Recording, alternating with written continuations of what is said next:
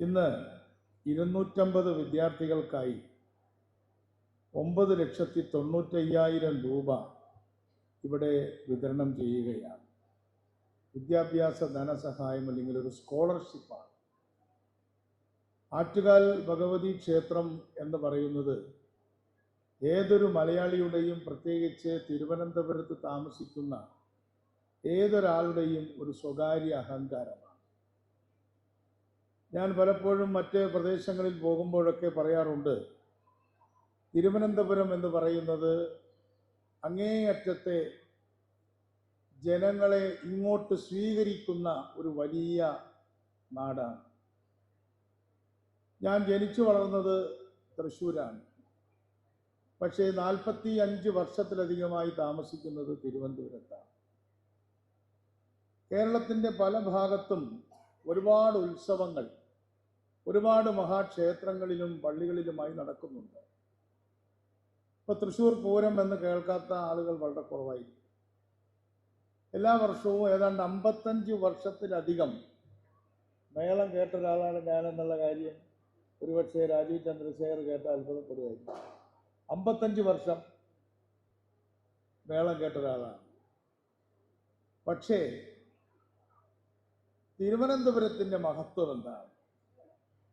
തിരുവനന്തപുരത്തിൻ്റെ മഹത്വം ആറ്റുകാലിലേക്ക് വരുന്ന നമ്മുടെ അമ്മമാർക്ക് അവരെന്നാണോ ഇവിടെ വരുന്നത് അന്ന് മുതൽ ഈ ക്ഷേത്രവും ട്രസ്റ്റും ജനങ്ങളും അവർക്ക് വേണ്ട എല്ലാ ഭക്ഷണ സൗകര്യങ്ങളും ചെയ്തു കൊടുക്കുക. വളരെ സന്തോഷത്തോടു കൂടിയാണ് ചെയ്യുന്നത്. ഗവൺമെൻറ് ഒന്നുമല്ല ചെയ്യുന്നത്. അവർക്ക് താമസിക്കാൻ വീടുകൾ തുറന്നു കൊടുക്കുന്നു, കല്യാണ മണ്ഡപങ്ങൾ തുറന്നു കൊടുക്കുന്നു. ഞാൻ തന്നെ പ്രസിഡൻ്റായിരുന്ന, ഇപ്പം അടുത്ത കാലത്ത് രാജിവെച്ചു, മന്ത്രിയായപ്പോൾ ഒരു സഹകരണ സംഘം ഞങ്ങളുടേതായ രീതിയിൽ ചെയ്യുന്നു. മണക്കാട് ജംഗ്ഷനിലാണത് പ്രവർത്തിക്കുന്നത്. അവിടെ വന്നു കഴിഞ്ഞാൽ ആളുകൾ കുറേ ദിവസം, ഏതാണ്ട് ഒരാഴ്ചക്കാലം ഈ ആളുകൾക്ക് വേണ്ട, അമ്മമാർക്ക് വേണ്ട ഭക്ഷണപ്പൊതി ഭക്ഷണമായിട്ടും താമസ സൗകര്യമായിട്ടും നൽകുകയാണ്. അതുകൊണ്ട് ഞാൻ ആറ്റുകാൽ ക്ഷേത്ര ട്രസ്റ്റിനും അതുപോലെ തന്നെ അതിൻ്റെ ഈ സംഘാടക സമിതിക്കും അനുമോദനങ്ങൾ അർപ്പിക്കുന്നതോടൊപ്പം തന്നെ തിരുവനന്തപുരത്തിൻ്റെ ആ മഹനീയമായ മനസ്സിൻ്റെ ഒരു കണ്ണാടിയാണ് ഈ ആറ്റുകാൽ ക്ഷേത്രവും നമ്മുടെ ആറ്റുകാൽ പൊങ്കാലയും എന്ന് പറയാൻ ഞാൻ ആഗ്രഹിക്കുകയാണ്.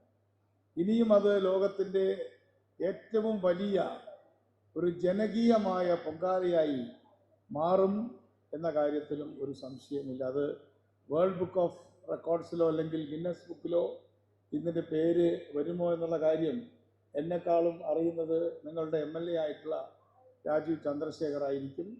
ലോകത്തെ ഏറ്റവും വലിയ വനിതാ കേന്ദ്രീകൃതമായ ഒരു ഭക്തി കേന്ദ്രമാണ് ഈ ഭഗവതി ക്ഷേത്രം.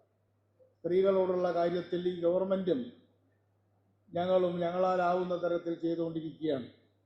നിങ്ങൾക്കറിയാം, വനിതകൾക്ക് സൗജന്യ ബസ് യാത്ര അനുവദിക്കാൻ നിയോഗിക്കപ്പെട്ടത് ട്രാൻസ്പോർട്ട് വകുപ്പിൻ്റെ ചുമതല വഹിക്കുന്ന മന്ത്രിസഭാംഗം എന്ന രീതിയിൽ ഞാനാണ്. എല്ലാവരും പ്രിയദർശിനിയിൽ പോയോ?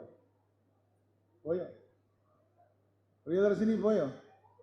ചിരിക്കുന്നേ ഉള്ളൂ. പോയോ പോയില്ലേ? പോയി. ഒന്ന് പോയവരൊന്ന് കൈവന്നിച്ചേ. ആളുകൾ പോയിട്ടുണ്ട്. പുരുഷന്മാർക്കൊരു വിഷമമുണ്ട്, എന്നാലും വേണ്ടില്ല, എന്തായാലും വേണ്ടില്ല. ഞങ്ങളും സ്ത്രീകൾക്ക് വേണ്ടി ഞങ്ങളാലാവുന്നത് ചെയ്യുക.